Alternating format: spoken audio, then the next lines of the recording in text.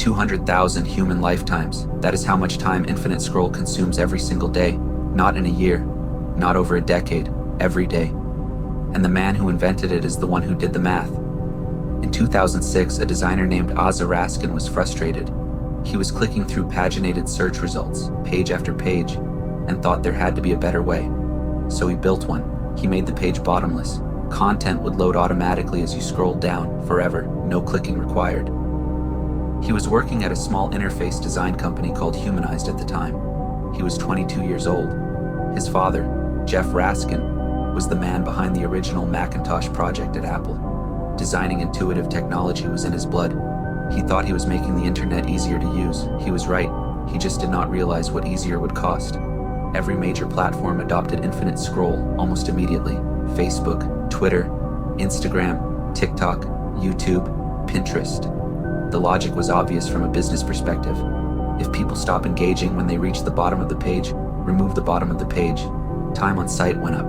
Ad impressions went up. Revenue went up. Every metric that mattered to shareholders moved in the right direction. The one metric nobody was tracking was what it was doing to the people using it. There's a moment in history that Raskin's story reminds me of. Robert Oppenheimer built the atomic bomb, and after watching the first test, he said he had become death, the destroyer of worlds. He solved the problem he was asked to solve. He just did not fully grasp the consequences until it was too late. Raskin did not destroy cities, but he helped destroy something quieter. He helped destroy the space between moments, the pause, the breath, the natural boundary that told your brain it was okay to stop. Before Infinite Scroll, every piece of media you ever consumed had an ending. A book had a last page, a newspaper had a back cover, a television show had credits that rolled, a conversation had a goodbye. Even the early internet had a footer at the bottom of the page. Your brain saw that boundary and it processed it. It registered completion. It released your attention and handed it back to you. That is how the human mind is supposed to work. Engage, process, disengage, a cycle, a rhythm, something that kept you tethered to the world around you. Infinite Scroll broke the cycle, and nobody asked permission first. Think about the myth of Icarus for a moment. A father builds his son wings out of wax and feathers.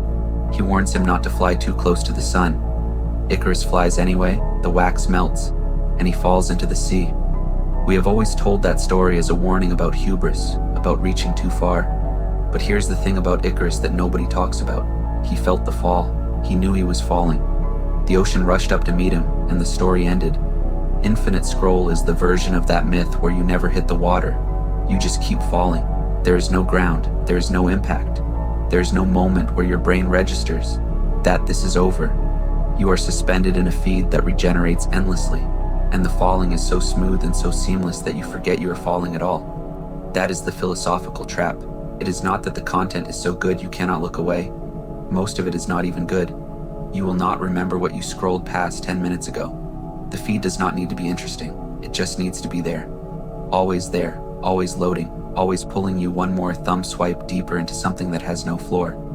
The average person now spends nearly 7 hours a day on screens. In the United States, it is over 7. That is more time than most people sleep. Over a year, that is roughly 106 full days of your life spent staring at a device. Across a lifetime, researchers estimate the average person will spend over 19 years on screens. For Gen Z, who average 9 hours a day, that number climbs to almost 29 years. 29 years. And most of it will be spent inside a feed that was designed to never let them leave. Raskin once said that if you do not give your brain time to catch up with your impulses, you just keep scrolling. That is the mechanism. That is the entire trick. Your impulse to check is faster than your ability to decide not to. The average person picks up their phone over 180 times a day, not because there is something to see, because the pull is automatic.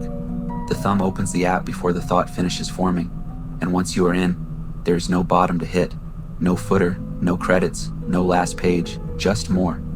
And here's the part that is hard to hear. Most people will never escape it. That is not a failure of character. It is the entire point of the design. The system was built to keep you in. The best engineers and behavioral psychologists alive made sure of that.